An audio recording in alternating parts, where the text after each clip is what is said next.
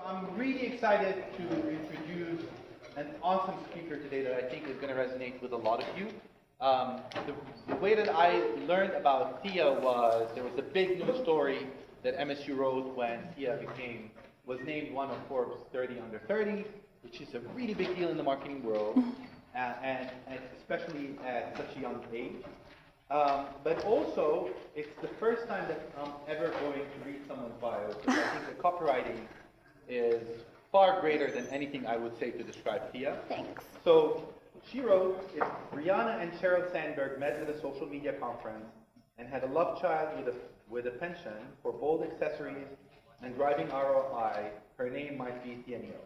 She was named one of Forbes 30 under 30 in marketing and advertising for 2018. She is a social media leader at Hallmark, and where she gives social strategy for about 2,000 Hallmark Gold Crown stars.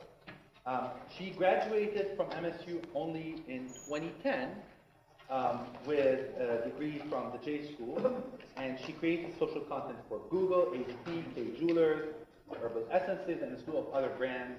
And when Thea and I spoke on the phone to talk about what could she contribute to this class, especially that this day worked better for her, so it was the last day of class.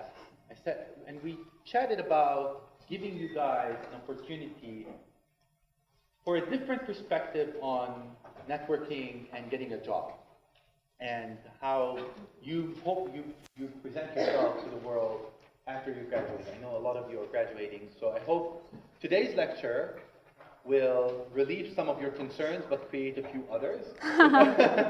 So please help me in welcoming Thea. Thanks, y'all. First, I just want to say congratulations for being in class right now, because I'm impressed. I might have made this Forbes list, but I probably wouldn't have come to class now, so good job. You're already doing better than me. And today, we're going to talk about faking it till you make it. So I have struggled a lot with imposter syndrome. I'll talk to you guys about that a little bit. But most of all, you're probably like, well, who the hell's Thea Neal? So me, I'm from Michigan. My mom is Mexican. My dad is all-American, as I like to say. My stepmom's from Guam. I went to Michigan State for undergrad. I then went to Duke for grad school. So I always say I'm like a northern sassafras with southern charm, which when you guys start having to apply for jobs, you'll come up with really catchy, like dumb phrases like that employers really like. So confidence. If I translate that without confidence, basically all I'm saying is that I'm from a town in Michigan. Well, you guys have probably heard of it. If you're from Michigan, I'm from Midland. I'm multicultural, but I don't speak Spanish, which sometimes makes me feel like kind of a garbage human. I went to Michigan State, and then I interviewed at Duke, and I effing bombed that interview. Like, it was the worst interview ever. When they asked me, why do you want to go to Duke? I said, well, I really like basketball schools. And like somehow I still got in. So also I really like eating, but I can't cook and I order takeout for everything. So it's cool that I can say I'm a mix of punchki and elote, but really like that's just because I can order those off the list. So what's really important is when you're describing yourself to talk about, you know, these cool things about yourself in a fun, just confident way. So how did I get to where I am? I told you guys I went to Michigan State. I went to Duke. After that, I interned at the U.S. Forest Service. I actually got my internship off of a job board at Michigan State, which was great. I then went and worked at Ignite Social Media, which is the world's first social media agency in North Carolina. I went and worked at Fleishman Hillard, which if you guys haven't heard of Fleishman Hillard, I would look them up. They're a top PR agency and they have like 100 different offices across the world. And then while I was at Fleishman Hillard, I got recruited by Hallmark. So another fun thing about me is I really like making travel videos. These are not updated, but a couple of the ones I've made lately. I went to Iceland, I went to Thailand, Budapest, Norway, all that fun stuff. So I've worked with a lot of brands, a lot of consumer goods and retail and tech and auto. I also have a personal blog where I've worked with there. But basically, when you look at this screen, you're probably like, well, damn, she has worked with a lot of companies.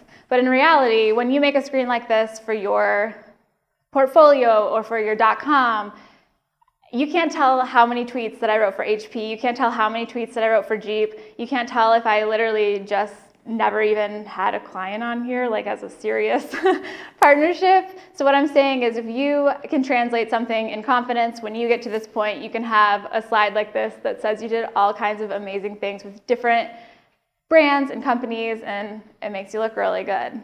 So Hallmark, of course, I work at Hallmark now. So what do I do there? I host YouTube videos. I do YouTube videos that are about Christmas trees, and I do YouTube videos that are about scarves, and I do YouTube videos that are about planting succulents and all kinds of fun stuff. I also do experiential events. So I also brought t-shirts because I like to bribe people. That's not something you should take into your professional life. But if you ask a question, you get a t-shirt. And I want to make sure this is a good conversation too, so if something just pops up, let me know. Experiential events, I did the CMA Music Fest last year, so we went to Nashville and threw a big party. I also do celebrity partnerships, so I work with a lot of YouTube stars. And then I also do some on-air hosting, so our Facebook Lives. If I translate that without confidence, basically what I do is I work on Instagram. I monitor stuff. I send people messages. When people complain, I have to respond to it. But then I also get to do a lot of fun stuff like being on camera too. So that got me here. This year I was selected as a Forbes 30 under 30. It was really exciting. I was telling Salim, you don't know when you're gonna be on the Forbes 30 under 30 list till it comes out. So they don't give you like a heads up. They don't give you a heads up like, hey, you didn't make it. You just find out when it's published online. So a lot of news articles started coming through. It was kind of stressful, and like at first I was like, wow, this is amazing. I feel so blessed, like I worked really hard for this.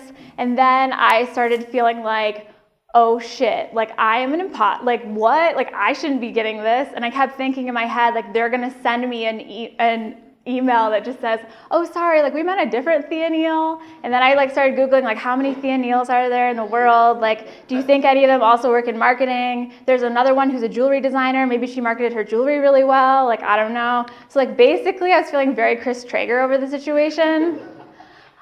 So I did what anyone does after that, and I started Googling. So I looked up imposter syndrome, and I realized, if you guys haven't heard of imposter syndrome, it's a concept that basically says that these are individuals, people who are marked by an inability to internalize their accomplishments and have a persistent fear of being exposed as a fraud.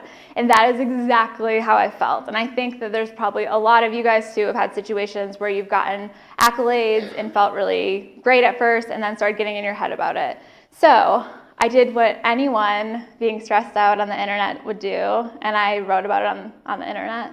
So I wrote a LinkedIn post about this that was pretty popular, and really moving thing for me was that a lot of other 30 under 30 folks were saying, hey, I feel the same way. Last night I posted on my Instagram that I was coming to this class, and I was talking about imposter syndrome, and so I posted this really beautiful image that I took of like my dresser with it was super minimal, and like, you know, when you stack your books so they look all nice, and I had like these beautiful frames, and I was like, yeah, like, why am I talking about imposter syndrome? Oh, it's because right now this picture makes it look like I have my shit together when really like there's dog hair and dirty laundry like all behind me, but like you can't see that if you take it up here. So here's the deal. After thinking about this and realizing like I'm done with imposter syndrome is gonna get me nowhere. It's just gonna make me feel heavy and stressed out. We really need to fake it until we make it. And then once we make it, or once you guys make Forbes 30 under 30, you just have to keep faking it. So I love this tweet. My little sister is a junior in high school, and she was going to apply for this internship. And I was like, girl, you're amazing, you're totally gonna get it. And then she messaged me and said, I couldn't apply for the internship because I just don't have the qualifications, and everyone has more than me, and this person's resume is gonna look way better than mine, and I can't do it. So all I did was respond with this screenshot of this tweet. And I think it's really important for everyone, especially like, how many of you guys are graduating? Holy shit, that's a lot. Okay, that's larger than I thought. Also, sorry that I swear a lot, so if you guys are offended by that, like, maybe don't be. So what I'm saying is that you should apply for everything you have any amount of interest in. You can never have too many opportunities. And like literally what's the worst thing that's gonna happen? Like someone's not gonna respond to you. Like I think I have applied for so many jobs. I applied for so many internships. I actually turned down a job to go do an internship when I was a senior in college. And that helped me get into Duke. So I really always throw your hat in the ring. So my first tip for doing this is what I like to call the Ryan Seacrest approach, and that's becoming the host of your life. So basically, since I host a lot of YouTube videos, you really need to start thinking about how a television host would treat a person on the show. So start thinking of yourself as a television host, and really your career and what you're trying to get in life is your celebrity on the show. So instead of thinking about, oh, you don't have this long list of accomplishments, you don't have 3 years of project manager experience, well, instead you have really good qualities. So maybe you haven't, and this is a perfect example. So Comcast actually was hiring a person who was literally, their job title was meme expert. So if you are a meme expert, which I would guess, I'm sure a significant amount of you in here are because you're young and you're on the internet and brands are dying for that, then include that in your resume. Talk about the stuff that you're really good at and stuff that you're passionate about and your good qualities instead of just talking about, oh, I had this internship for a summer. The next thing is sell yourself like you'd sell a client's product. So I used to work at the State News, and this is funny, I actually got fired from the State News. And for like a real bullshit reason. Sorry if there's any State News people in here. But when I come back and when I see State News stuff, it always kind of makes me feel like, hey, like I did okay. So we'll talk more about that in a little bit. But when I was working at the State News, you really want to sell yourself like you would a client's product. And so this kind of can parallel, I'm thinking with you guys, so if you're writing about something for a class, if you're trying to get a good grade, you're obviously going to really talk up this thing, you're going to be an expert in it, you're going to know everything about it, and the person who reads it's going to be like, damn, this person knows what they're talking about. That's the same way you need to talk about yourself. And then the last one is ask yourself the hard questions before someone else does. You know, we've all seen those interviews where like when Megyn Kelly asked Jane Fonda, like, so what's up with you and the plastic surgery? Like, if you have a question that you think someone's gonna ask you, like, what's up with that, 2-year gap and why you like didn't have any internships or something like that, then make sure you have an answer. So be like, oh, I didn't have any internships because I was working at XXX and because I was curing world hunger and volunteering with orphans or whatever it was that you were actually doing. So, of course, like, what do I know? I don't work in HR. How can I tell you guys how you're going to get hired? So I went and talked to an actual HR manager. It is a top brand in the US. It is not Hallmark.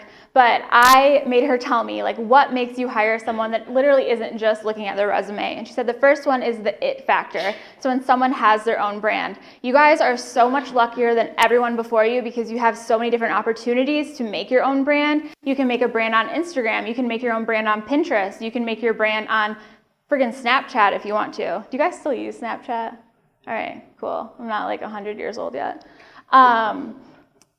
The next thing she said was to have the skills, but you also want to learn. So if in the situation where you've never used Adobe or you've never used Drupal or something like that, then just say, hey, yeah, I don't have that skill, but I'm really interested in learning it, and I would love to devote X amount of hours of my time to working on that skill. The next one that I love is community involvement. I am super involved in my community. I'm in Rotary Club. I volunteer for Planned Parenthood.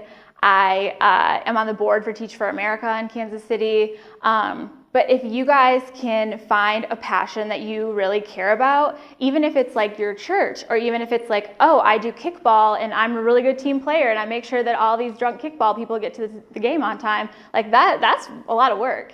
You should put that down when you're talking to people. And then the last one she said is to be interested but not aggressive. And so of course I was like, well, what do you mean aggressive? Because like I'm sure I've been an aggressive potential employee before. And she said her definition of that was to not follow up every day.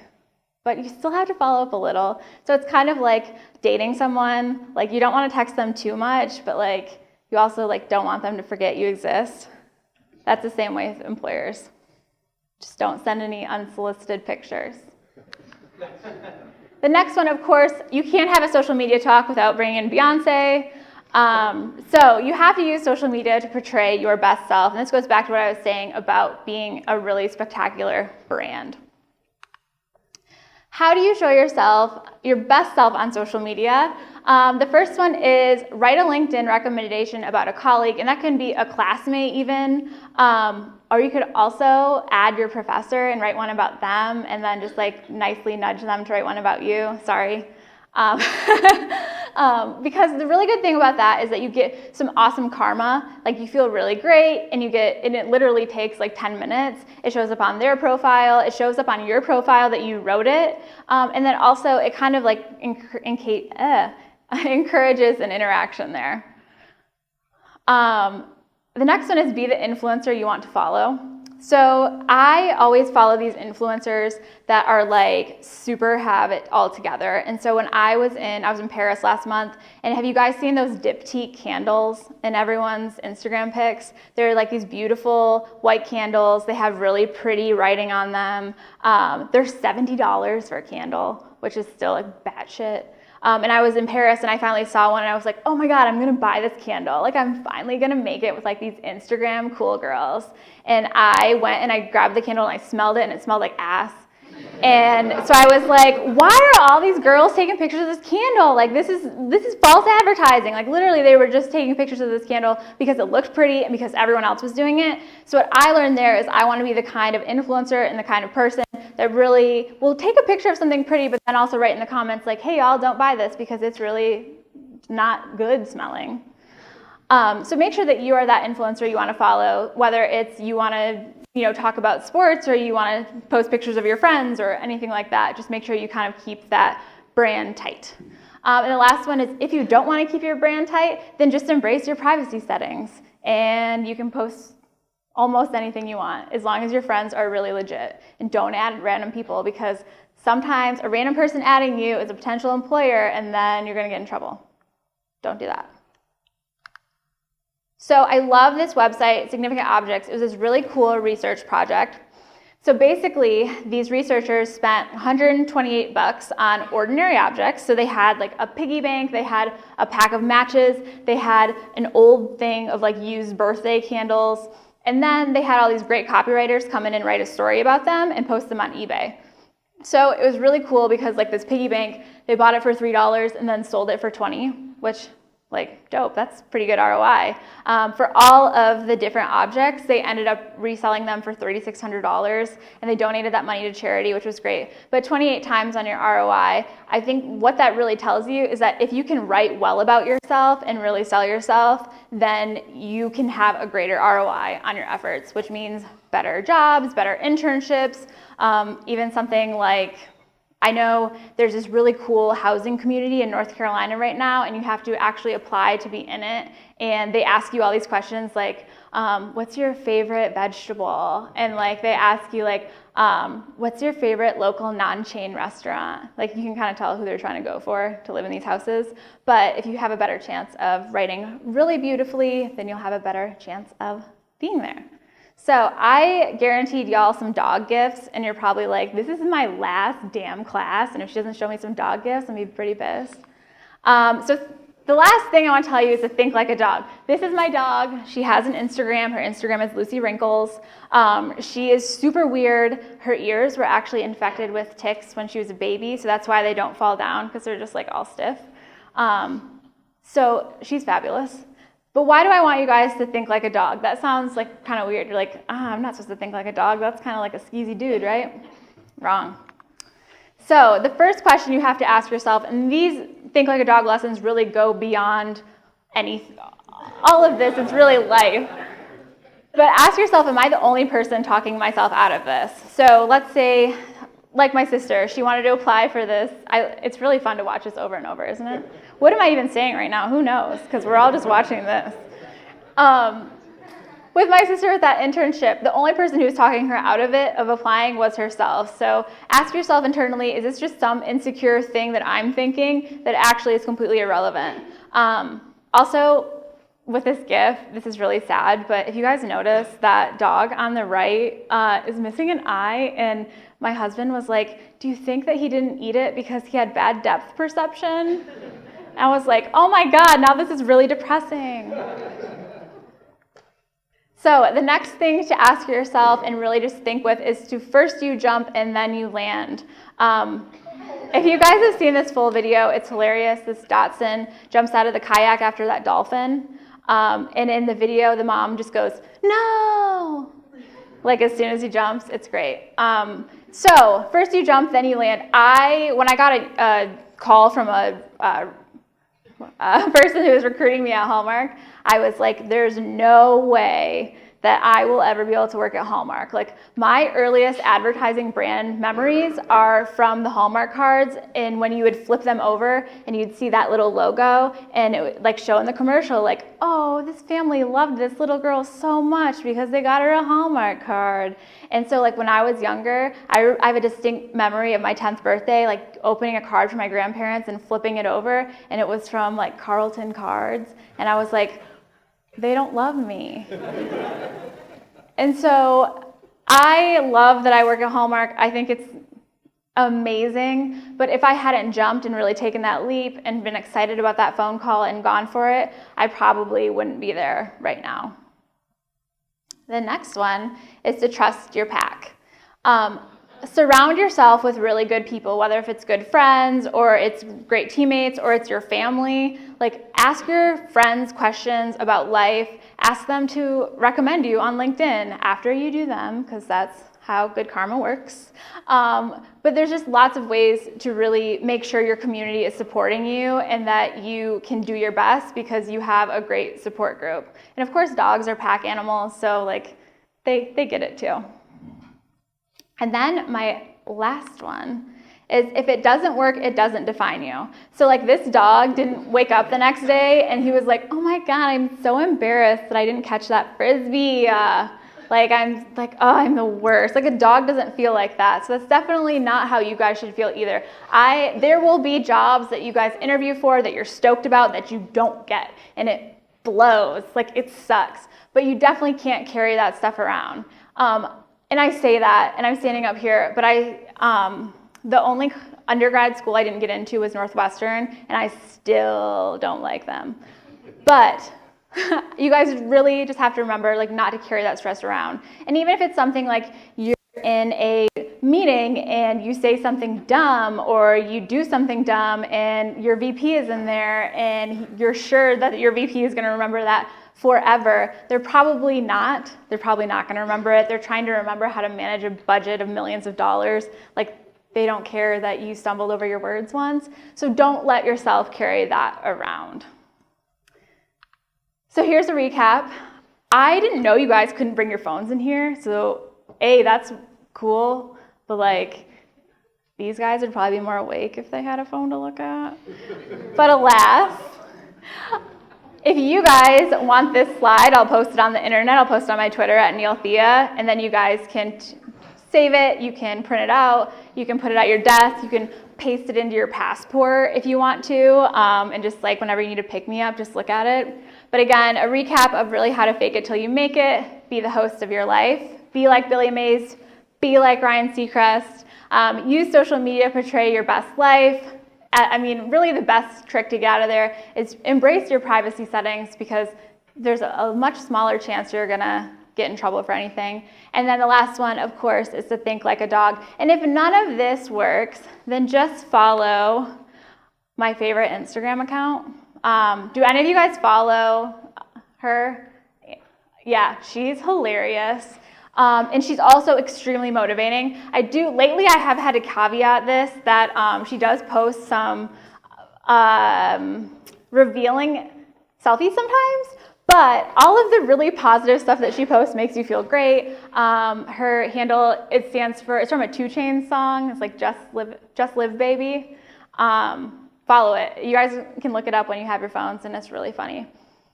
So the last thing I'm going to leave you guys with is this Kurt Vonnegut quote, and that's, give the reader at least one character that he or she can root for. And literally all of your jobs is to give everyone around you that character, and that character is yourselves.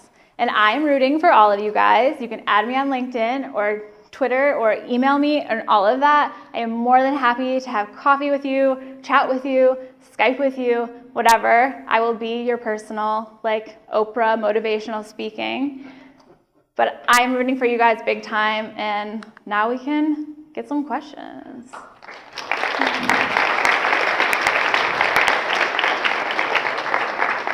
That was great. Thank you, Thea. Oh, thanks. We cruised through it. And I have t-shirts. Who wants a t-shirt? Ask a question. Who should I? The girl in the gray. So, do you still feel like you're faking it to make it? Fuck. Do you find Sorry, I thought you were done with that first question. Yes, I feel like I'm faking it till I make it every day. I would say that it is very hard to find an adult human who is not faking it in some capacity, because we're all full of shit in some capacity. Yes. Sorry, what was your, thanks. Yeah, what was your second half of that question? Oh, no, I was just asking if you Oh, that was nice. felt like Yeah. that, or Uh-huh. like you finally Like I'm faking that I can walk backwards down this right now and not bust my ass. Yeah. you finally felt you kind of come into Yes. Yes. Totally. Who else? Hi. So you mentioned that you did some work with strategy. So do you have any advice for someone pursuing digital strategy and social media? Yeah. Learn a lot about general marketing. So as a social media algorithm changes, I was actually telling Salim that in 2012, when I started in social media, I could write a tweet that was really funny and had a really great image, and that could get retweeted 10,000 times. But now it doesn't matter how good my image is or really how funny it is unless I have paid dollars behind it. So if you can learn general marketing strategy in terms of like, oh, thank you. Here you go. General marketing strategy in terms of like buying and doing paid media that goes beyond social, that's really important. Good to know. Thank you. Yeah. Hi. Before pursuing your career, how many or what type of internship? Oh, this is fun. Okay, so I interned for a casting agency in New York. So I casted for Microsoft Xbox campaigns, which was terrible. I was unpaid in New York City. Has anyone done an unpaid internship in New York City? Yeah, you know. I ate nachos, like tortilla chips with sprinkled cheese on it every day. I was poor. So if you didn't gather that. Yeah, so I interned at the USDA Forest Service as a web content manager. I also interned at the Bay City Times. Has anyone done a Bay City Times internship in here? That's good. Don't do that either. That was also really hard, but it's good because I had a newspaper internship, a casting fashion internship, a federal government internship, and really what that taught me is I didn't want to do any of those. So definitely find is a large, vast, different types of things that you want to do. And also, it's really good to look at like just general writing, like freelancing work. I had a woman who messaged me this week being like, hey, I don't like my bio on my resume. Like, can you help me? And I didn't have time to help her, so I actually sent her a college person, college girl, college woman. College woman. Yeah. Did I answer your question? Yeah. All right, cool. Good question. So I have a question for you. Oh, yeah. So where does the border lie between totally lying about Oh, yourself yeah. I should clarify that one. and how easy it is to find that out? I think talking about your qualities and amplifying what you're good at it's a quality versus a quantity thing. So you can say, hey, I'm an amazing copywriter, but you can't say, I've had 4 years of copywriting experience if you haven't. Or you can say, I specialize in studying the Facebook algorithm. You can't say, like, I have 4 years of Facebook metrics reporting experience for a top digital brand. Does that make sense? Yeah, absolutely. Don't lie. It's highlighting your strength rather than Yes. strength that you don't Yes. You don't have to make anything up. Like my first internships, when I actually interned in New York, they said that the reason they hired me is because I came in the interview and I said, I want to be your ball of clay and I want you to mold me to what you need. And like for that internship, that literally meant you're going to take your boss's dog to the groomer sometimes and you're going to get people coffee a lot. But it's always good to, you know, just really say that you're open to whatever. Yeah.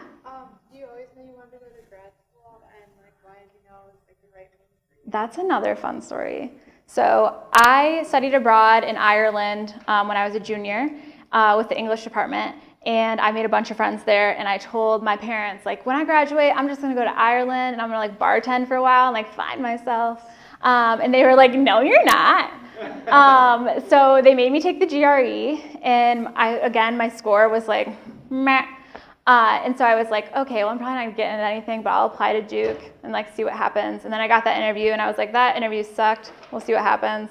And then I got in. So my parents forced me to go, but I say all the time that going to grad school is one of the smartest things I ever did, because a lot of times once you get to grad school, you are learning what you want to learn about. The people that you're around want to be there. You have really small classes.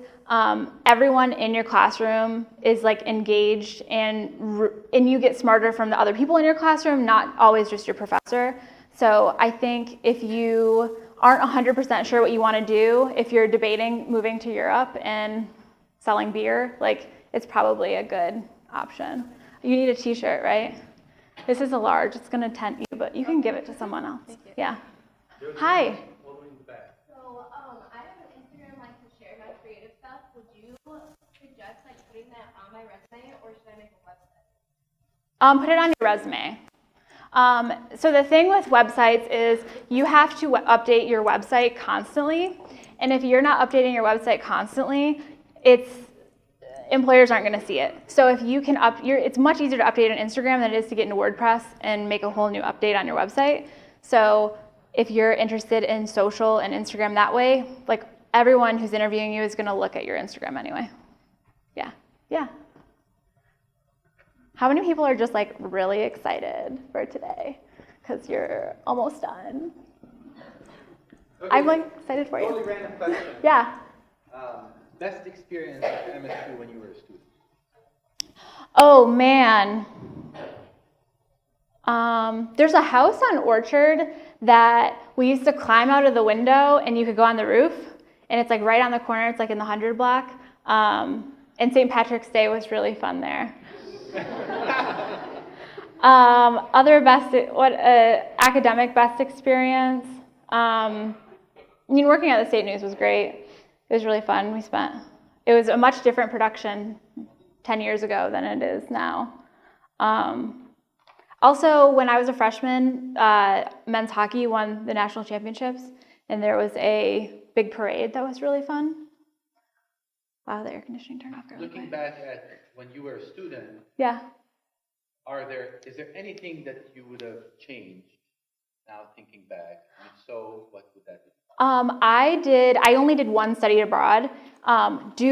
It's probably hard because a lot of you guys are graduating, but I would have done more study abroads, because when you get a grown-up job, you don't get all that time to travel. And it's this weird dichotomy, because you start making money and you're like, oh, cool, I can get a plane ticket to Europe for $400. And then you're like, oh, but I have no paid time off. So really embracing like being young and having a flexible schedule and being able to go across the world and go to Ireland and drink beer. I actually work at the State News. Oh, cool. You don't want to say you don't have to, but How's it different? well, like that, and then also how'd you get fired? I kind of want to know too. Okay, it's a really dumb reason. Okay, but how is it different? Your banquet's today, right? Yeah, that's kind of dressed up. Yeah. Omar actually invited me to go, and I was like, it's from 1 to 3. I was like, and these people have to go to class beforehand? Like banquet used to be. No, I'm going straight from here to dress up. Oh, good. Do you guys still play Thunderstruck? Yeah. You should do that. No, you shouldn't. I'm not encouraging that, but you should do that. Thunderstruck? Yeah. Salim, do you have a free afternoon? I have Ah. How did I get fired? I got fired because Seriously, what is thunderstruck? So, you know the song Thunderstruck? Yeah. So you play it and you have like beers, and every time they say thunder, you take a drink. Oh, we do that with burpees at my gym. Oh, that sounds way worse. Yeah. Yes. How are you fired? How was I fired? So it's funny because they're all 4 years, and I got fired because I was going to be late for a class project, and so I was late because a person from my team when I was an editor was quitting, and so I texted my friend from my project and said, this person is quitting, so I won't be there, and then I got in trouble for telling someone that they were quitting. Isn't that dumb? But now I'm on Forbes 30 under 30. I'm just kidding. Did not claim that. Yeah, that is true. Yeah. But anyways, our banquet used to be at night, and it used to be like ballin'. They probably changed it. Yeah, I heard it had some. We probably ruined it for you, is what happened. No, it's like funny because newsrooms, I was like, I work in advertising, so newsrooms, I was like very like refined in the office, and then like at banquet, everyone in the newsroom is Yeah, like, yeah. the editor was like crying. They had to like hold him up. Oh. It was a good time. Well, then it's a good reason that they moved it to 1 a.m. Yeah, 1 p.m. Yeah, you guys can go home. So you take a nap before you go to the bar tonight. What else? Are you guys like, do you feel like this was fun? Yes. Do you guys think I'm cool? I'm just kidding. Show of hands. Not really though. I'm not kidding. Any All right. more questions? Cool. Yeah. Oh God, you're that guy? No, I'm just kidding. I was going to ask, can I have the last t-shirt? Sure.